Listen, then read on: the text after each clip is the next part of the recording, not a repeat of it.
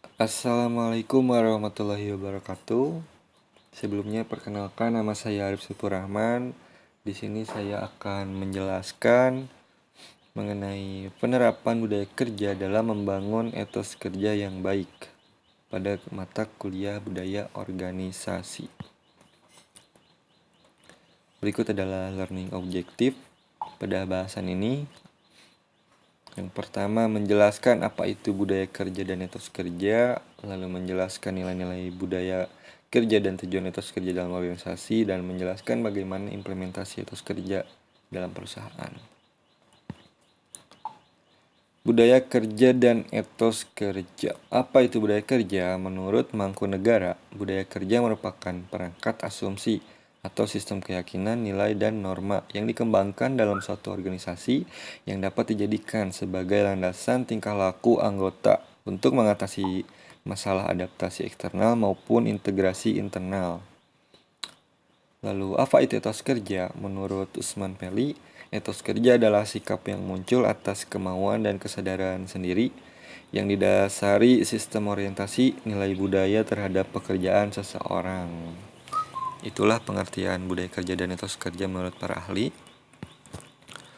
Lalu, nilai-nilai budaya kerja dalam organisasi, di mana nilai-nilai ini tuh merupakan nilai dan falsafah yang setelah sepakati dan diyakini oleh seluruh anggota organisasi sebagai landasan dan acuan bagi perusahaan untuk mencapai sebuah tujuan. Yang pertama ada komitmen, di mana komitmen ini adalah sebuah perilaku menjunjung tinggi nilai-nilai yang disepakati dan bertanggung jawab dengan sepenuh hati. Contohnya seperti memegung teguh dan berupaya keras untuk mencapai target, lalu ada melaksanakan pekerjaan dengan penuh tanggung jawab, kemudian menjalankan tugas mengikuti aturan yang berlaku, dan harus dapat dipercaya dalam mengemban setiap pekerjaan yang benar. Lalu yang kedua ada teamwork, di mana kerjasama ini dilandasi semangat saling menghargai dan menghormati untuk mencapai hasil yang terbaik. Contoh perilakunya seperti bersedia mendengar dan menghargai pendapat orang lain, kemudian tidak memaksakan kehendak atau pendapat pribadi, lalu aktif memberi saran, pendapat untuk keberhasilan tim, berpikir positif, dan bersedia bekerja dengan penuh keikhlasan, tanggung jawab, dan dedikasi. Kemudian profesional. Jadi profesional di sini itu menjalankan tugas sesuai dengan keahlian, keterampilan, dan pengetahuan di bidangnya untuk mencapai kinerja terbaik dengan tetap menjunjung tinggi kode etik. Seperti contohnya bekerja efektif dan efisien, kemudian inovatif dan kreatif, berperilaku selalu belajar untuk mengembangkan keterampilan, pengetahuan, dan keahliannya, lalu berwawasan luas dan pandangan jauh ke depan, serta bekerja berdasarkan prinsip kehati-hatian. Lalu ada pelayanan,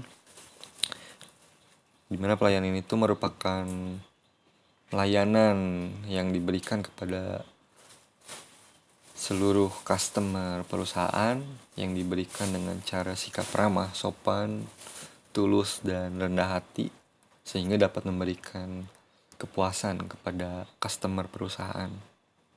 Contohnya seperti memberikan senyum salam sapa, kemudian mendengarkan dengan sepenuh hati untuk memahami kebutuhan customer, memberikan layanan dengan sigap, cepat, dan akurat.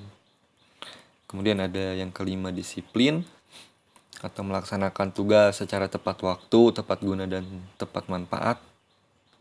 Contoh perilakunya seperti bertindak sesuai dengan kebijakan dan prosedur yang berlaku dengan penuh tanggung jawab dan melaksanakan rencana yang telah ditetapkan. Kemudian ada kerja keras atau melaksanakan tugas dengan segala upaya untuk mencapai hasil yang terbaik, seperti pantang menyerah untuk mencari solusi yang lebih baik, kemudian menyelesaikan pekerjaan dengan kualitas terbaik, dan tidak cepat puas atas hal yang telah dicapai. Kemudian yang terakhir adalah integritas atau membangun kepercayaan dengan kejujuran, tanggung jawab, moral, serta satu kata dengan perbuatan.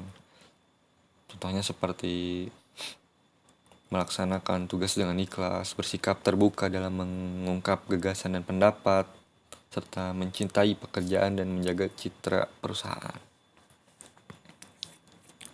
Kemudian ini adalah tujuan dari etos kerja, di mana bertujuan untuk digunakan sebagai cara meningkatkan kinerja kerja, kemudian untuk membuat proses kerja menjadi lebih terbuka, digunakan juga sebagai cara meningkatkan produktivitas dan efisiensi kerja dan membentuk teamwork yang baik.